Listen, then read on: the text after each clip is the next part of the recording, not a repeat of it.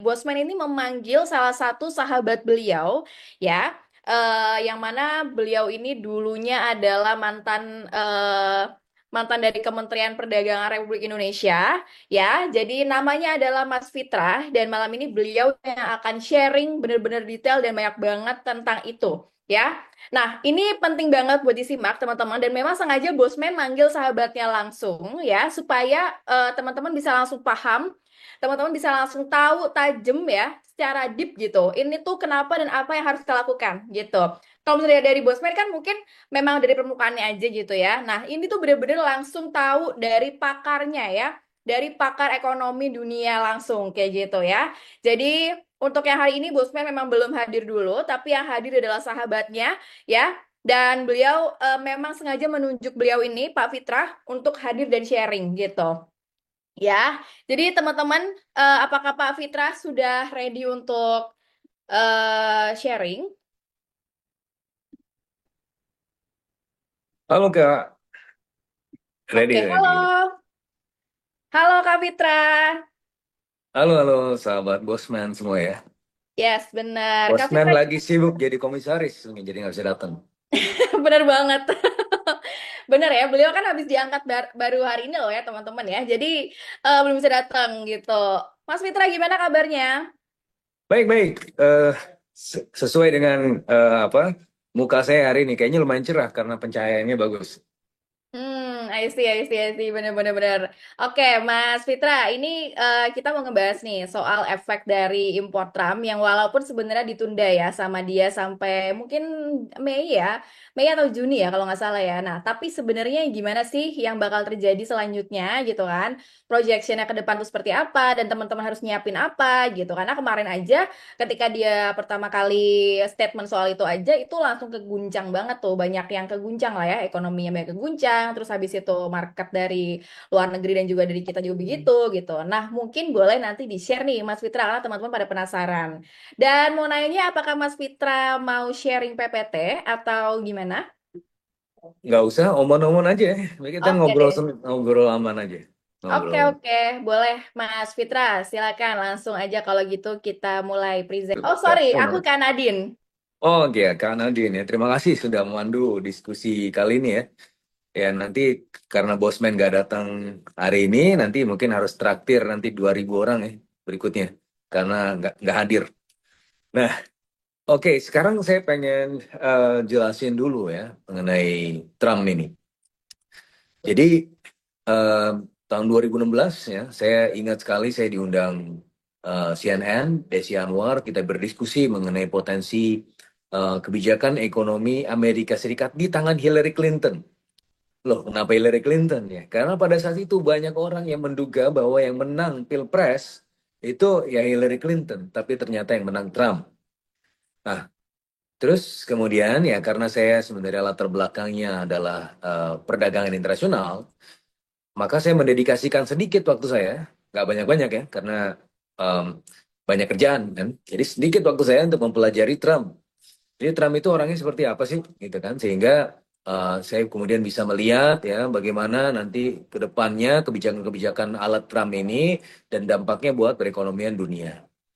Nah, ternyata Trump itu adalah orang yang gampang ditebak ya. Dia adalah businessman, dia bukan politisi ya. Jadi ketika dia bilang sesuatu ya, dia akan melakukannya begitu kan. Jadi apa yang dikampanyekannya itulah yang dilakukannya sebagai seorang presiden. Dan bahkan kalau kita lihat semenjak tahun 1988 ya, bagaimana waktu itu ada footage Trump dengan Oprah Winfrey ketika ditanya oleh Oprah Winfrey ya, seorang eh, presenter yang terkenal di Amerika Serikat, tanya si Trump waktu itu masih muda ya, Trump, bagaimana pandangan Anda terhadap kebijakan ekonomi Amerika Serikat? Ya, dan jawabannya pada saat itu adalah, wah, Jepang itu membuat ekonomi kita tertekan, ya, maka kita harus kasih tarif, gitu. Nah, perlu diingat pada saat itu China belum muncul, ya, menjadi hegemon baru di dunia. Dan Jepang waktu itu memang menyaingi Amerika Serikat, ya, karena memang kalau kita lihat eh, perekonomian Jepang pada saat itu adalah nomor dua di dunia terbesar ya setelah Amerika Serikat dan kemudian produk-produknya memang bersinggungan langsung dengan Amerika Serikat. Nah, cut the story short, kita kemudian kembali lagi ketika Trump itu terpilih di 2016 dan kemudian di 2024. Kenapa dia terpilih? Karena ternyata ada aspirasi konstituensinya di daerah-daerah seperti Michigan, Tennessee, Wisconsin, yang mana ini adalah kategorinya ya daerah-daerah yang apa kadang-kadang milih Demokrat, kadang-kadang milih Republik gitu kan. Nah, cuma ternyata daerah ini itu dikecewakan oleh Obama ya di era Demokrat. Loh, kenapa Obama?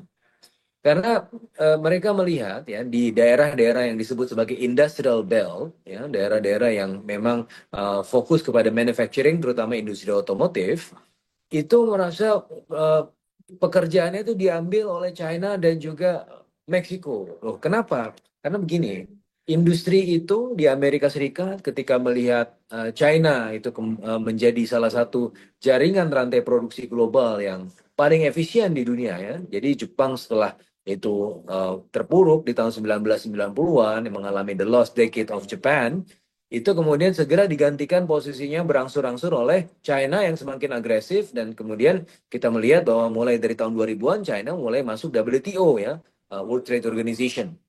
Nah, itu mulai secara agresif membangun jaringan rantai produksi globalnya, semuanya made in China. Kenapa made in China? Karena murah membangun di China, termasuk tak terkecuali Amerika Serikat.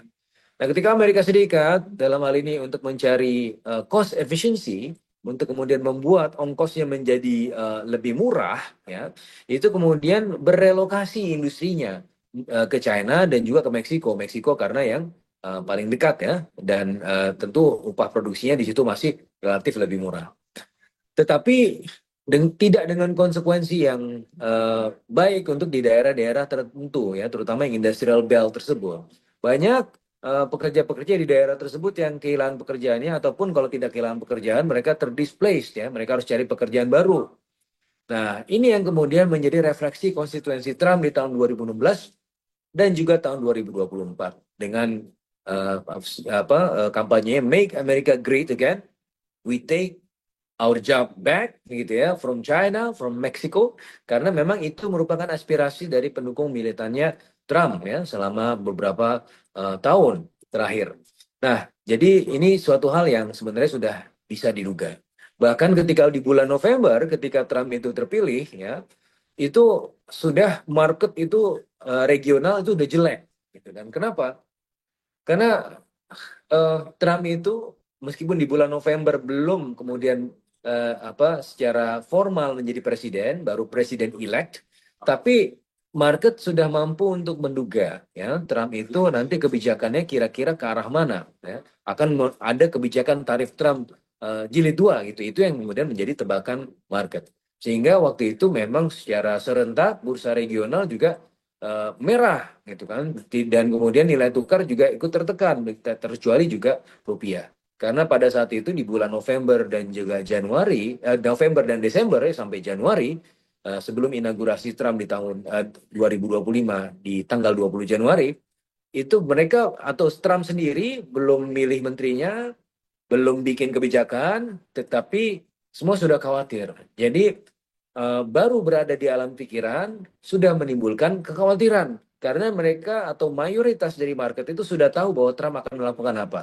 Ya, jadi saya bilang tadi itu sudah dapat diduga bahwa Trump akan menerapkan kebijakan-kebijakan yang sifatnya akan menekan negara-negara lain lewat kebijakan tarif. Dan tentunya yang menjadi main culpritnya adalah sebagaimana perang tarif episode pertama adalah ya China tentunya ya, dan China akan terus menjadi sorotan ya setelah itu. Nah, kemudian fast forward, kemudian Trump melihat bahwa negaranya dikerjain ya oleh negara-negara lain. Ini Amerika Serikat merasa dirinya tertekan ya, padahal Amerika Serikat sendiri adalah hegemon, negara terbesar ya. Mereka Trump juga melihat bahwa ya, Amerika Serikat ini diambil paksa resourcesnya oleh negara-negara lain. They are taking away our jobs gitu. China is ripping us off gitu kan katanya. Sehingga perlu dikasih pelajaran. Nah, pelajarannya apa? Tarif. Nah, salah satu dasar perhitungan tarifnya adalah apa yang disebut Trump sebagai tarif resiprokal ya. Artinya adalah lo jual, gua beli. gitu kan. Lo nerapin berapa, gue terapin berapa, gitu kan. Jadi Trump itu membuat tabel ya, yang apa namanya isinya adalah tarif ke negara-negara yang menurut dia menimbulkan masalah di Amerika Serikat. Nah, tabel itu adalah isinya adalah penerapan tarif, gitu kan. Nah, jadi bagaimana cara menghitung tarif Trump? Tarif resiprokal itu. Resiprokal itu adalah, ya tadi gue bilang, lo jual, gue beli. Gitu. Lo terapin berapa, gue kasih yang setara ya tarifnya. Ya, untuk Anda juga. Nah, untuk Indonesia, kita fokus ke Indonesia. Indonesia ternyata hitung-hitungannya dikasih 64%. Loh, kok bisa dapat 64%? Hitungannya gimana? Jadi gini, kan um, Amerika Serikat ekspor ke Indonesia, ya, dan dia juga impor dari Indonesia. Selisihnya itu ternyata defisit, ternyata masih lebih besar impor Amerika Serikat dari Indonesia, gitu kan. Nah, selisihnya itu berapa? Ekspor dikurangin impor, 18 billion US dollar, 18 miliar US dollar. Kemudian dibagi apa? Dibagi oleh importnya Amerika Serikat dari Indonesia. Importnya Amerika Serikat berapa? 28 billion US dollar.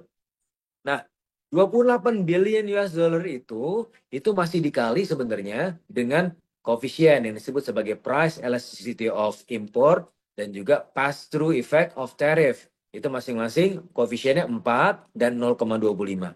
Maka 4 dikali 0,25 itu hasilnya kan 1 ya. Jadi makanya itu menjadi tidak relevan. Oke, kita hilangkan itu koefisiennya.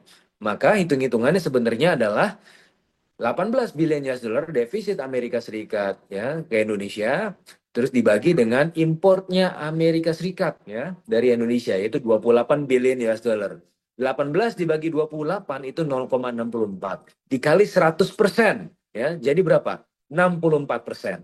Nah, tapi ternyata nggak berhenti di situ. Katanya Trump begini, we are very kind people, kita kasih diskon. Nah, diskonnya berapa? Setengahnya, diskon 50%. Jadi kita dapat 32% ya tarif resiprokal tersebut. Nah, sebenarnya kan begini ya, kalau misalnya kita hitung pakai cara yang benar, ya, ada yang disebut sebagai weighted average tariff, hitung-hitungannya sudah ada di WTO. Itu sebenarnya tarif Indonesia ke US itu cuma 5%-an, nggak setinggi 32%. Jadi kalau misalnya kita melihat tarif itu, saya itu bidangnya PhD International Trade, ya. Dokter saya di bidang international trade, nggak pernah diajarin hitung-hitungan yang model seperti itu, gitu kan? Jadi itu nggak ada di WTO, hitung-hitungannya nggak ada di textbook international economics manapun.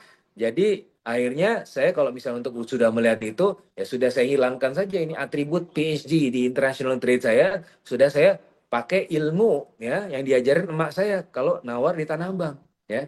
Ya udah pakai hitung-hitungan bodoh itu, kita tawar-tawaran lah, gitu kan. Nah, tawar-tawarannya di mana? Tawar-tawarannya ada di defisit tadi. Jadi kalau defisit tadi kan yang 18 billion US dollar itu kita mampu untuk buat nol, ya. Jadi kita import dari Amerika Serikat lebih besar, maka nol dibagi berapapun kan jadi nol. Jadi tarifnya jadi nol. Karena sebelumnya Vietnam juga sudah mencoba untuk melakukan negosiasi. Ya, Vietnam semenjak pekan pertama sudah aktif tuh, agresif, gitu kan, untuk kemudian mendekati Amerika Serikat. Kenapa? Karena dia yang kena honorable mention ya ketika si Trump itu mengumumkan tarifnya. Jadi kan ketika diumumkan itu kan saya dosen juga ini Fakultas Ekonomi dan Bisnis UI. Biasanya kalau absen itu kan yang saya ingat, yang saya komentarin itu adalah mahasiswa yang pintar atau mahasiswa yang nakal. Mahasiswa yang di tengah-tengah itu kayaknya ke skip aja. Ya, jadi si Trump juga begitu. China dikasih komentar, bla bla bla bla. Terus habis itu apa lagi? Ada European Union ya, bla bla bla bla, gitu kan. Terus kemudian dia lihat lagi ke bawah. Vietnam, I like them, they like me, gitu kan. Tapi ini nggak benar, ya tarifnya udah ketinggian, katanya si Donald Trump. Jadi honorable mention Vietnam di mention secara spesifik. Tapi kemudian secara Vietnam mana lagi? Ternyata ke bawah. Bawahnya ada siapa? Ada Indonesia, ada Malaysia. Cuma dibaca aja. Habis itu baru kemudian Kamboja, ya. Kamboja ini kenapa? Karena dia ternyata ketinggian juga tarifnya 90%. Sementara kita 64% ya menurut Trump. Jadi mungkin kalau saya lihatnya gini. Saya kan juga melakukan analisa kualitatif ya. Jadi saya sebenarnya orang kuantitatif. Saya juga mempelajari Trump ya secara kualitatif ya. Karena tadi saya udah bilang bahwa dari tahun 2016 saya sudah mempelajari Trump ya sedikit aja karena waktu saya nggak banyak untuk mempelajari Trump secara penuh waktu gitu kan. Tapi setidaknya saya bisa tahu tuh secara karakter Trump ketika dia kemudian cuma membacanya tanpa kemudian memberikan komentar. Ini artinya apa? Artinya mungkin dia juga bingung kenapa ini dua negara ini ada di sini gitu kan. Karena bingung nih, ini kenapa apa salahnya gitu kan. Kalau dari sisi kita ini kita kena apa? Salah apa? Kok kena timpuk juga gitu kan? Ya, Indonesia salah apa? Nah, tadi karena ternyata hitung-hitungannya adalah kayaknya begini nih. Ini USTR, US Trade Representative itu masukin di Excel, terus dihitung, masuk juga nama Indonesia dan Malaysia di situ. Padahal sebenarnya kita bukan yang paling berisiko buat perekonomian mereka. Kita mungkin yang paling paling bawah lah. Nah, tapi tetap aja ya kita harus menawar gitu kan. Jadi caranya adalah membuat defisitnya itu menjadi nol tadi seperti yang saya sampaikan. Nah, Vietnam tadi ya saya lanjut cerita saya. Vietnam ternyata agresif ya. Dia bahkan dimention oleh Trump. Oh, ini bagus ini. We have a very productive session ya dengan Vietnam ya. Dia dapat 0% ya. Vietnam representatif juga dia udah bilang bahwa kita dapat 0% ya dari tarif Trump ini. Tapi kemudian nggak berapa lama ada Peter Navarro ya. Peter Navarro ini trade advisor-nya dari Trump. Dia bilang begini, waduh nggak bisa begitu Vietnam. Itu tarifnya yang 0% itu kita pengennya lebih dari itu, bukan sekedar tarif gitu katanya Peter Navarro.